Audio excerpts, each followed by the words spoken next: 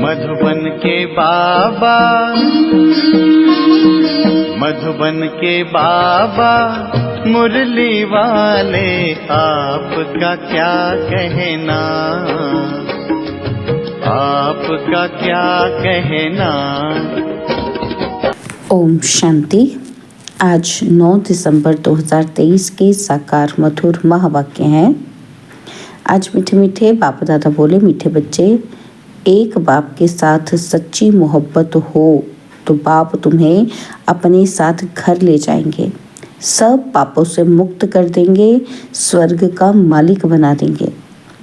बाबा ने कहा, मीठे बच्चे, एक बाप के साथ सच्ची मोहब्बत हो तो बाप तुम्हें अपने साथ घर ले जाएंगे, सब पापों से मुक्त कर देंगे, स्वर्ग का मालिक बना देंगे। बाबा ने आज प्रश्न पूछा कि अपने आप को खुशी में रखने के लिए कौन सी मुख्य धारणा चाहिए, और उत्तर में बाबा ने समझाया कि खुशी में तभी रह सकते जब अपने आप से रूह रिहान करना आता हो, किसी भी चीज़ में आसक्ति ना हो, 2 रोटी पेट को मिले बस, ऐसी अनासक्त वृत्ति की धारणा हो, तब हर्षित रहेंगे। ज्ञान का मनन कर स्वयं को हर्षित रखो। तुम कर्मयोगी हो, कर्म करते, घर का काम करते, खाना आदि खाते भी बाप को याद करो। स्वदर्शन चक्र बुद्धि में घूमता रहे तो बहुत खुशी रहेगी। मुरली का गीत है, ना वह हमसे जुदा होंगे। ओम शांति। मीठे मीठे बच्चों ने गीत सुना। यह है बच्चों की व आत्माओं की अपने परमपिता परमात्मा के साथ रूहानी मोहब्बत। यह रूहानी मोहब्बत सिर्फ तुम ब्राह्मण बच्चों की ही होती है। तुम अपने को आत्मा निश्चय करते हो, परंतु जब कहते हैं कि आत्मा सो परमात्मा, तो आत्मा किसके साथ मोहब्बत रखे? मोहब्बत होती है बच्चों की बाप के साथ। बाप की मोहब्बत नहीं होती। अभी तुम समझते हो कि हम आत्माएं अपने परमपिता परमात्मा के साथ मोहब्बत जोड़ रही हैं। ये मोहब्बत ही तुमको साथ ले जाती है। तुम रूहानी मोहब्बत बाप के साथ रखते हो तो तकलीफ भी सहन करनी पड़ती है। सारी दुनिया, घर के भाती आदि सब दुश्मन बन जाते हैं। बच्चों को समझाया है कि पतित पावनी गंगा नहीं है। मनुष्य पावन होने के ख्याल से गंगा व यमुना के तट पर हरिद्वार काशी में जाकर बैठते हैं।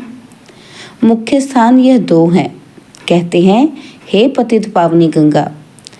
अब वह गंगा तो सुनती ही नहीं। सुनने वाला एक पतित पावन बाप ही है। अभी तुम उस बाप के सम्मुख बैठे हो। बाप बतला रहे हैं कि तुम पावन कैसे बनोगे। पानी की गंगा थोड़ी कहती है कि मामेकम याद करने से तुम्हारे विकर्म विनाश होंगे। बाप कहते हैं, क्या कहते हैं कि मैं प्रतिज्ञा करता हूँ कि अगर तुम मुझ बाप को याद करेंगे तो तुम्हारे विकर्म विनाश होंगे। गारंटी देते हैं। गंगा तो गारंटी दे न सके। जैसे मनुष्य रावण को वर्ष वर्ष जलाते आए हैं, परंतु रावण मरता ही नहीं है, वैसे गंगा में स्नान भी जन्म जन्मांतर करते आए हैं, परंतु पतित से पावन कोई बनते ही नहीं। फिर स्नान करने चले जाते रहते हैं। एक बार पावन बने तो फिर क्यों जाते हैं स्नान करने के? कितने मेले लगते हैं। उनको कोई आत्मा परमात्मा का संगम नहीं कहेंगे। भक्ति मार्ग में भीड़ लगती है मेले पर। अभी तुम बाप के साथ बुद्धि योग लगाते हो। तुम जानते हो कि हम आत्माएं आशिक बनी हैं। आत्मा ही भगवान को याद करती है शरीर द्वारा। बाप कहते हैं, मैं भी इस शरीर द्वारा तुमको पढ़ा रहा हूँ, इसलिए हमेशा बाबा को याद करते रहो। बाबा कहने से स्वर्ग जरूर याद आएगा और अपना मुक्ति धाम घर भी याद आएगा। मुक्ति को निर्वाण धाम भी कहते हैं। यह है साकारी दुनिया। जब तक आत्माएं यहाँ ना आए तो साकारी दुनिया कैसे बढ़े? आत्माएं निराकारी दुनिया से आती हैं, मनुष्य सृष्टि बढ़ती जाती है। कोई समझते हैं कि नेचुरल बढ़ती रहती है। तुम जानते हो कि आत्माएं यहाँ आती हैं, वृद्धि को पाती रहती हैं। बच्चों को मालूम हुआ है कि स्वीट होम शांति धाम है। शांति को बहुत लोग पसंद करते हैं। तुम जानते हो, शांति धाम तो हमारा स्वीट गॉड फादरली होम है। भारतवासी विलायत से लौटते हैं तो कहते हैं कि हम अपने स्वीट होम भारत में जाते हैं। जहाँ जन्म लेते हैं वह देश प्यारा लगता है। कहते हैं हमको स्वीट होम भारत में ले चलो। अच्छा, समझो मर जाते हैं, आत्मा तो चली गई, फिर शरीर को यहाँ ले आकर खत्म कर देते हैं। समझते हैं भारत की मिट्टी भारत में ही जाए। नेहरू ने शरीर छोड़ा तो उनकी राख देखो कहाँ कहाँ ले गए, खेतों में गिराई। समझते हैं खेती अच्छी होगी, परंतु हर चीज़ को वह कितना भी मान दें, परंतु पुरानी तो ज़रूर होनी है। कितनी तकलीफ सहन कर रहे हैं, बाप का पता ही नहीं है। तुम बाप को जानकर बाप से वर्षा ले रहे हो तो दिल होती है कि मित्र संबंधियों आदि को भी स्वर्गवासी बनाए। किसी को तुम कहो स्वर्गवासी बनो तो कहेंगे कि तुम मारना चाहते हो क्या। तुम बच्चे जानते हो कि श्रीमत पर हम श्रेष्ठ स्वर्गवासी बन रहे हैं। देही अभिमानी बनने में बड़ी मेहनत लगती है। घड़ी घड़ी देह अभिमान में आकर बाप को भूल जाते हो। अभी तुम सम्मुख बैठे हो, जानते हो हम अपने परमपिता परमात्मा के पास आए हैं। बाबा कहते हैं आगे कभी मिले थे, तो झट कहते हैं हाँ बाबा 5000 वर्ष पहले। यह तुम्हारा गुप्त अक्षर है और कोई कॉपी कर न सके।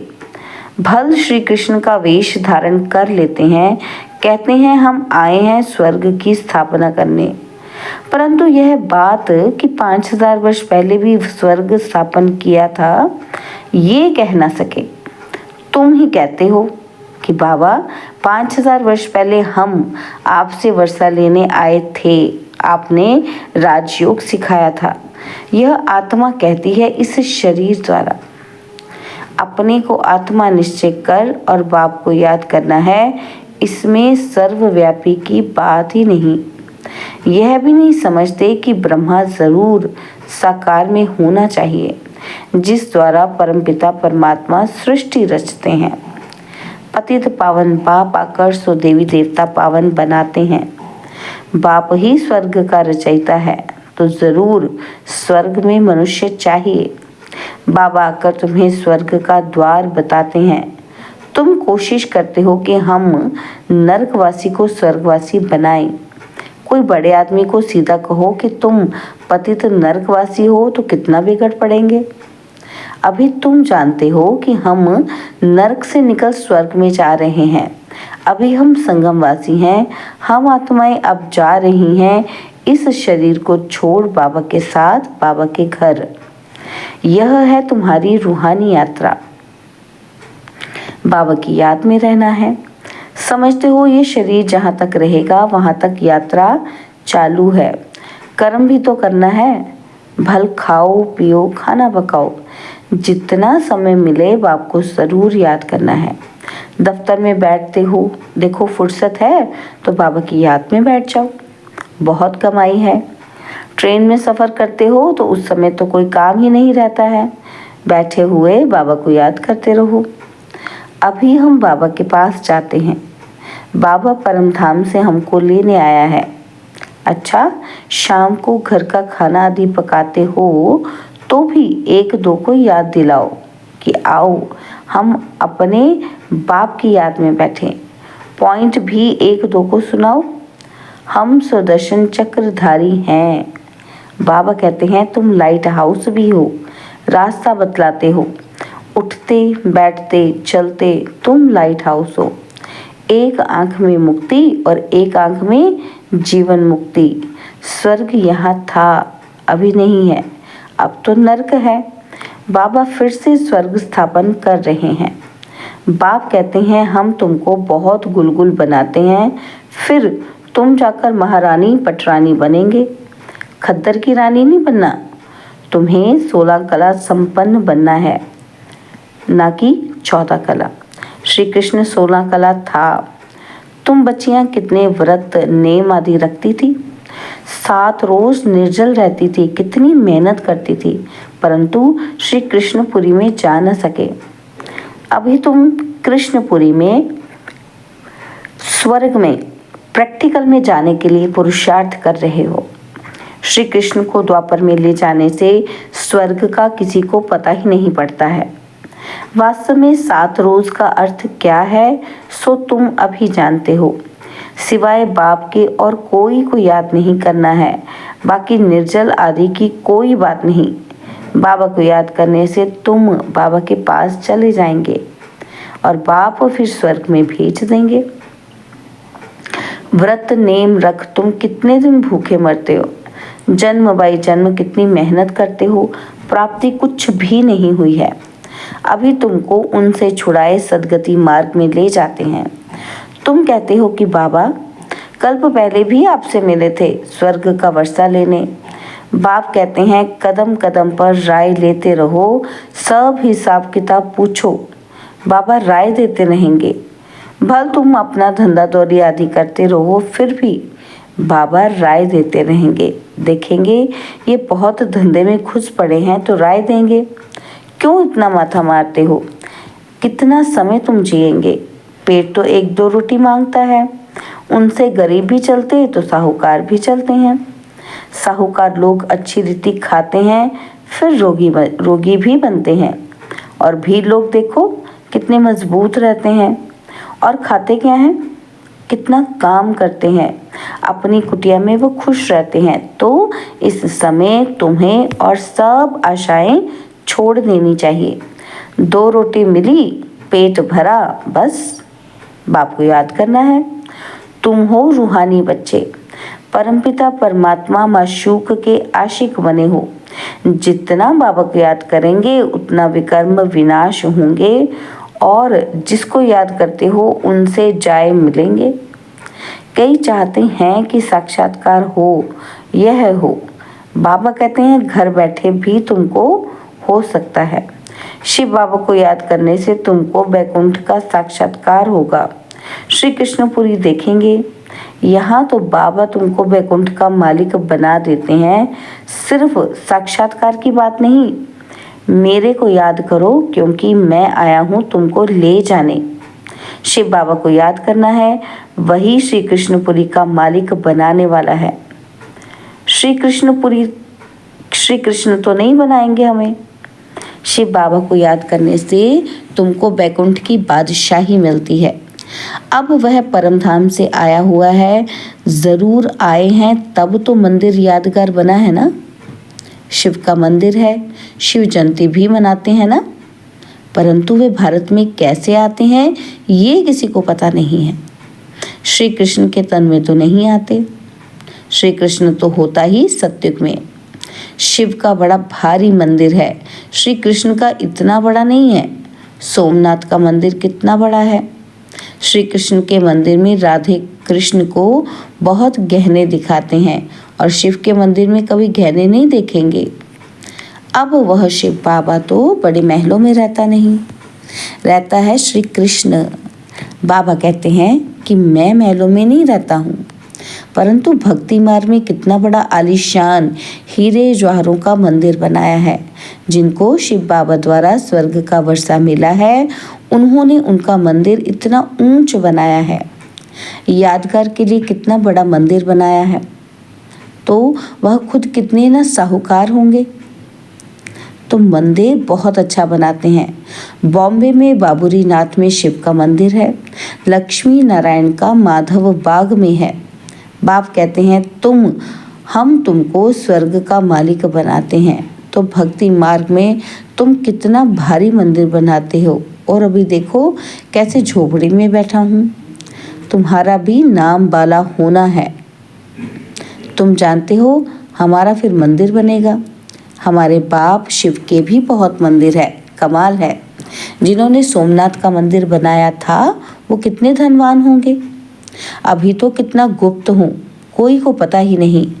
तुम जान गए हो, फिर कैसे शिव बाबा का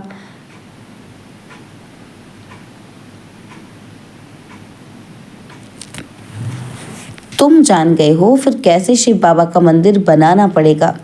भक्ति मार्ग में आएंगे मम्मा बाबा जो पहले नंबर में पूज्य बनते हैं, बैकुंठ के मालिक बनते हैं, फिर पहले पहले पुजारी बन मंदिर भी उनको ही बनाना है। तो दिल में कहेंगे ना कि हम ही पुजारी बन मंदिर बनाएंगे। ऐसी ऐसी बातों में रमण करने से फिर ये पुरानी दुनिया भूल जाएगी। आपस में भी ऐसी ऐसी बातें करनी चाहिए तो तुमको बहुत खुशी रहेगी। अपने से रूह ध्यान करो।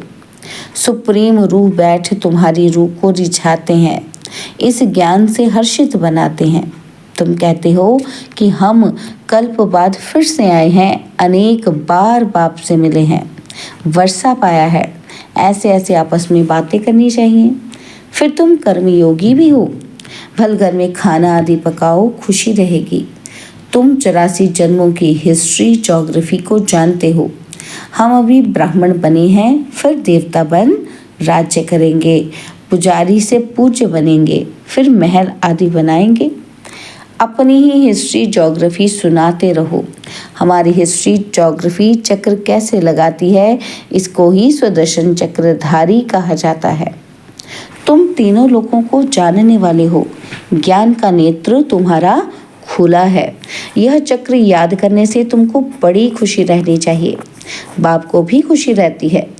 अभी तुम सेवा में उपस्थित हो। तुम सेवाधारियों के मंदिर फिर बाद में भक्ति मार्ग में बनेंगे। अभी मैं तुम बच्चों की सर्विस में आया हूँ।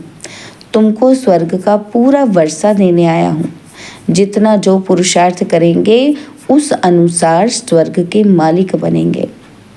अच्छा, मीठे मीठे सिक्किलदे बच्चों प्रति माता पिता बाप दादा का याद प्यार और गुड मॉर्निंग। रूहानी बाप की रूहानी बच्चों को नमस्ते।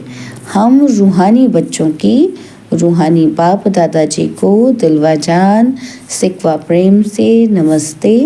ओम शांति। प्यारे बाबा, मीठे बाबा, मेरे बाबा, शुक्रिया बाबा, शुक्रिया बाबा, शुक्रिया। धारणा के लिए मुख्य सार है। पहला पॉइंट है कि चलते फिरते लाइट हाउस बन सभी को रास्ता बताना है।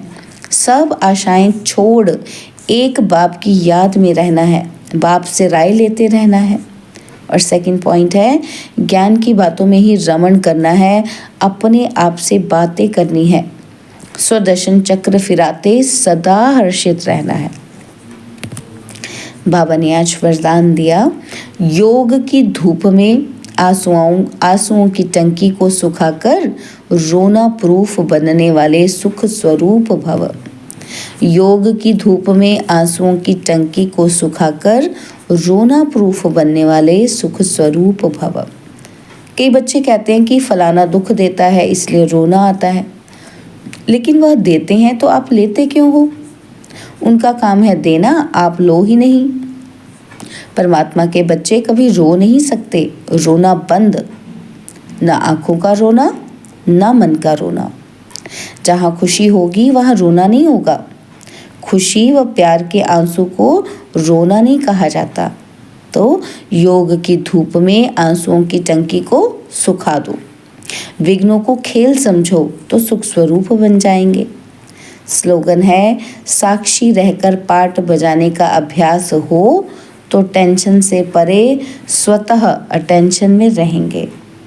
साक्षी रहकर पाठ बजाने का अभ्यास हो तो टेंशन से परे स्वतः अटेंशन में रहेंगे। ओम शांति।